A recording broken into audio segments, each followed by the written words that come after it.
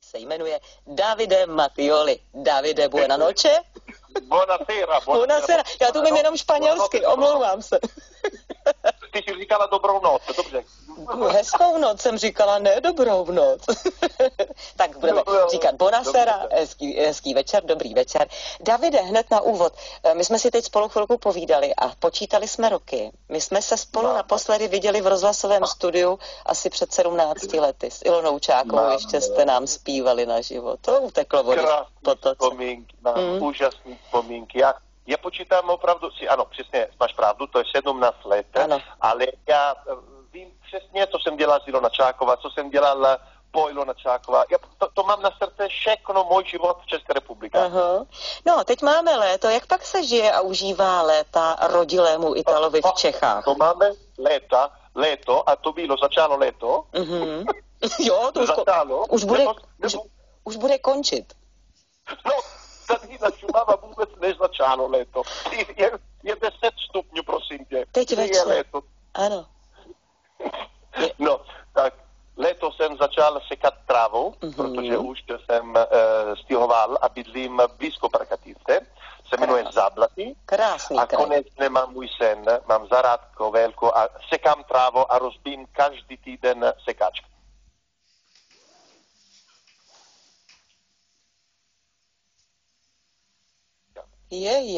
No tak držíme palce, ať se to všechno dobré obrátí. A jezdíte třeba s rodinkou do Itálie alespoň na dovolenou nebo za přáteli na krátkou dobu se podívat? Je to kousek konec konců. Ano.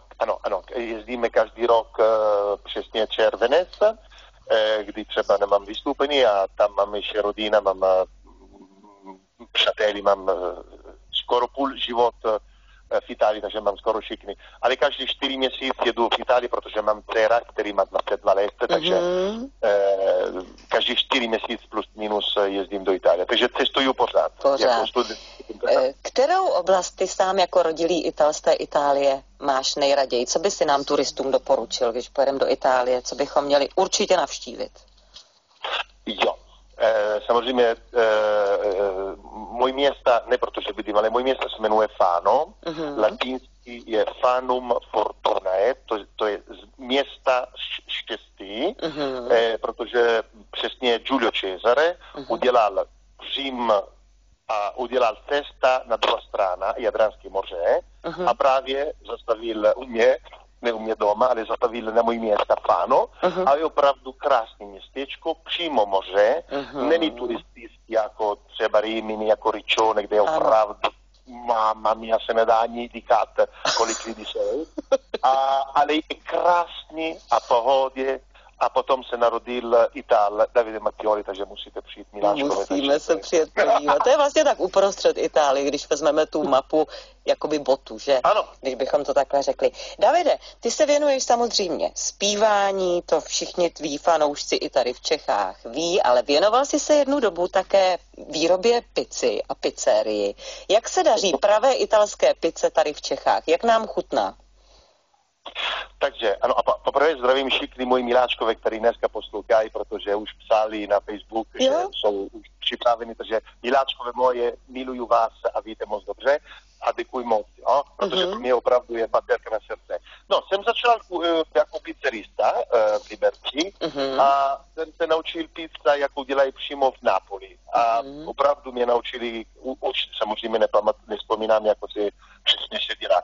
Ale jsou spousta pizzerie česky, které opravdu udělají výborná pizza. Neříkám, který, ale opravdu možná se naučili lepší pizza, než Italové styl dělají třeba guláš, jo? Takže... Davide, jakou pizzu ty sám, co by Ital s rodným listem máš nejraději? Margarita, Prava mozzarella musí být, ale žádný jej dám, protože jinak potom je opravdu... Ano, to nejde. Potom ebabovka potom. Pojďme k muzice, abychom to nezamluvili. Ty jsi koncertoval na benefičním koncertě, co vím, na zámku Zahrádky, ale to už je minulost. Co teď v létě ještě? Co tě čeká? Třeba nějaký festival, kam by si nás pozval? No, teď natočím nový CDčko s duety s Olka, který se jmenuje Miriam Hola a právě zítra a to zítře skončíme videoklipy. A potom třeba jsem, nevím, pátek v Lanskron, zpívám camping Knoflík a potom jsem v Praze lesoukromí akce, takže nic. Potom třeba 3. a 4. září jsem u Moste, Obřnice u Moste, mamma mia. A 4. Bečov u Moste. A každý víkend zpívám, ale na www.davidematioli.com najdou termíny, ano. Najdou všichni a ty termíny tak. Ano. Davide, máš svoji kapelu teď v současné době? Nebo? Já mám můj kapela, který pro mě opravdu je úžasný zpěv, protože já zpívám sám, nebo teď třeba z duety, ale jsme half playback. Ano. Ale kdy můžu zpívat a je místo a samozřejmě pořadatel chce, já mám můj kapela, který jsou 4 úžasní muzikanty a živě, to je opravdu něco, to je baterka na srdce a zpátky, co dělají publiko, můžu dát zpátky ten energie, protože jsou na pódium 4 lidi opravdu úžasný. A ještě nám prozrať, mnozí si pamatujeme na tvoji spolupráci s Ilonou Čákovou, ta se teď hlavně věnuje mateřským povinnostem, ale přeci jenom neplánujete ještě společně třeba nějaký duet nebo což? No, s Ilona občas jsme na kontaktu, protože udělali jsme třeba minulý rok videoklip, italská písnička, ale no, myslím, že nebudeme, nevím, ale co možná budeme se vrátit zpátky z Damíči, ale samozřejmě poslední slova musí být maestro Michal David. Ano. Já čekám, ale něco na plán je na příští rok, to jo. No dobře, budeme se těšit. Ale co teď mě čeká, je miminko, protože moje manželka, jestli se nenarodí dneska, protože cítím, že má opravdu jako melon tvrdý. Fakt každým dnem čekáte přírůstek? Přesně, mamma mia, no právě dneska, 9. září je ten termín. Ale nevíme. No tak přeju všechno dobré, hodně zdraví a samozřejmě hodně štěstí a radosti a úsměvu. No a Davide, prozrať, jak se vám vlastně, nebo jak se ti s celou rodinkou, tedy vám všem, jak se vám žije v Čechách? Jako žiju v Čechách. Nestýská se ti po Itálii. Co tě tady baví v Čechách? No, víš co, ty předtím si počítala 17 let, první naše setkání s Ilonou Čákovou.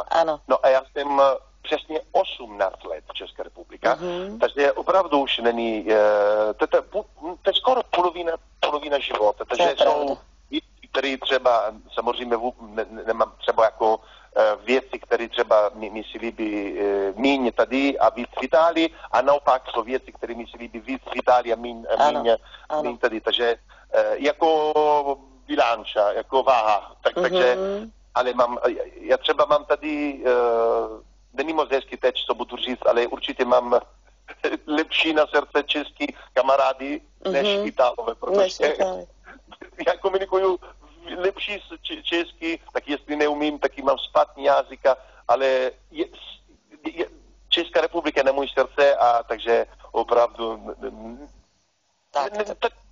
to se nedá to je srdce.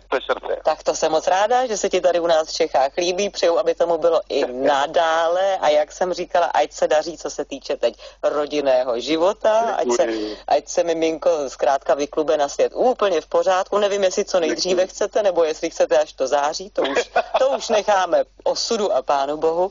No a tolik ve zkratce o svých novinkách v rodině a také o svém zpívání Davide Matioli. A Davide, my jsme si tady na závěr našeho povídání připravili písničku Giorni di parole. Můžeme přeložit? Giorni parole jsou dny, giorni je dny. Parole je slova, ale to jsou slova, které to je metáfora. Dobře. Takže si tuhletu písničku zahrajeme od tebe teďka. No a budeme se těšit na novinky pak od tebe, jak co se týče těch vašich přírůstků v rodině, nebo samozřejmě i co se týče hudebních přírůstků v podobě třeba nového CDčka. Chci děkovat za úžasný a příjemný opravdu rozhovor. Jsem měl velkou radost a děkuji Český rozhlas a pozdravím všichni posluchači Český rozhlas a samozřejmě můj miláčkovi, který na můj srdce a mi dají velký baterka každý den, až jsme na kontakt na Facebook. Výborně. Davide Mattioli, děkujeme moc, zdravíme na Jih Čech a tady je písnička od Davida. Děkuji moc krát, naslyšenou, hezký večer.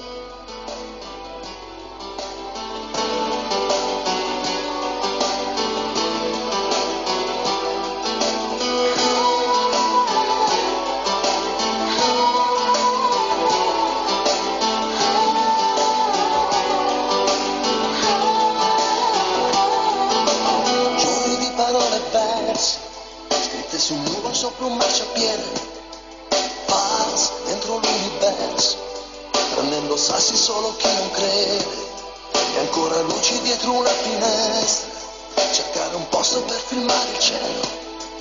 Oh, che mi sono perso, cerco quel vento che mi porta indietro.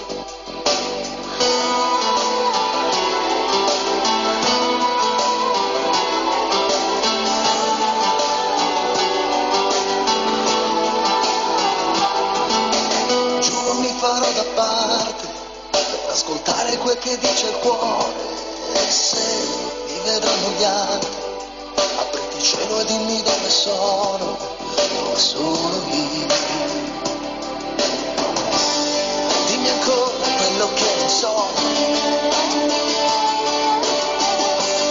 c'è chi parte per restare un po'. Dimmi il tempo che mi resterà.